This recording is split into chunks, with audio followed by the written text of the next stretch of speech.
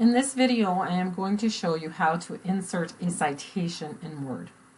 First of all, you need to understand why you are doing the citations. Citations are used because of copyright laws.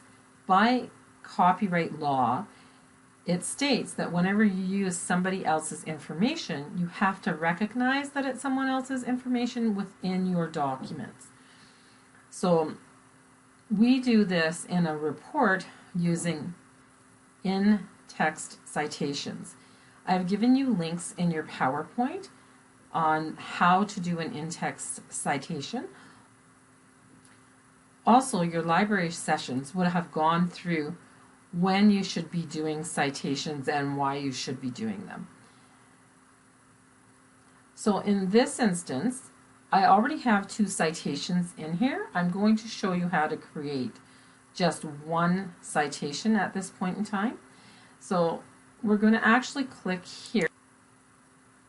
This would be the first citation in the challenged workers report.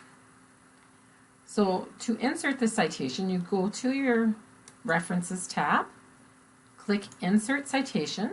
You'll see here are my other 2 citations that I've added already. I'm going to click Add New Source. You'll see the type of source you can choose.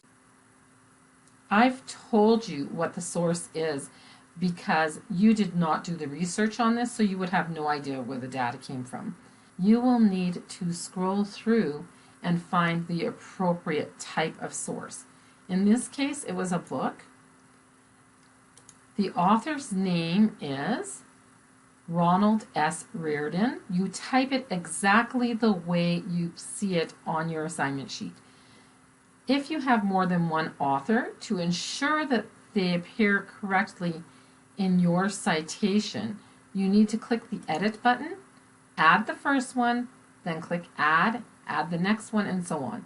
Add them in the order in which they are shown on the book itself or the article itself. Don't alphabetize the authors.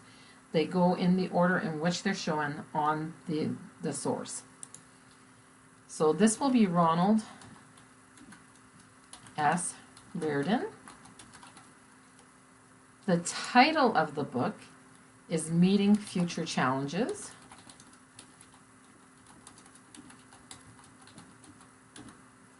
The year is 2005.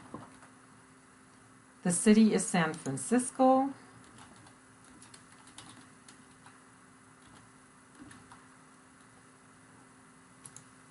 And the publisher is Holman and Watkins Publishing. Now, if you had more fields that you need to fill in and they're not displaying here, you would click Show All Bibliography Fields. You'll see there's tons there. You would fill in the other fields that you needed to, then click OK. What that has done is create an in-text citation for you. So in this instance, it is showing you the author's name, comma, year, which is APA style for an in-text citation. If this comes up with too much information, you would click on it, choose Edit Citation, and from there change what you need to. I'm going to show you that in a minute.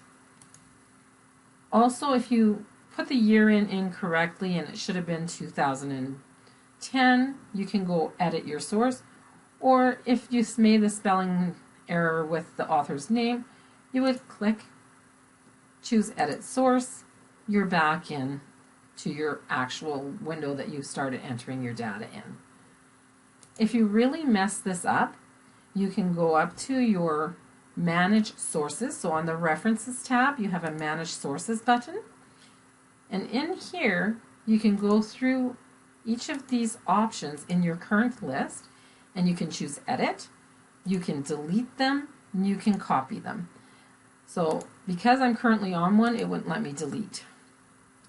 Now, the other thing that I wanted to show you is sometimes you only want to have a portion of that display.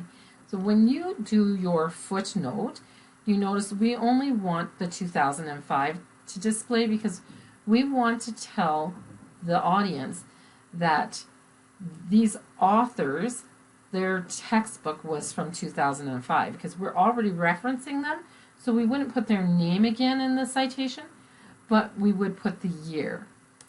So in this case, you would click the citation, choose Edit Citation, and suppress the author and the title.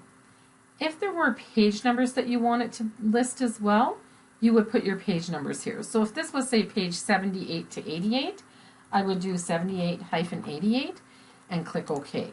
And they would show up here as well. In this case, I just wanted the year to show, so I wouldn't put the page numbers in. Just the year.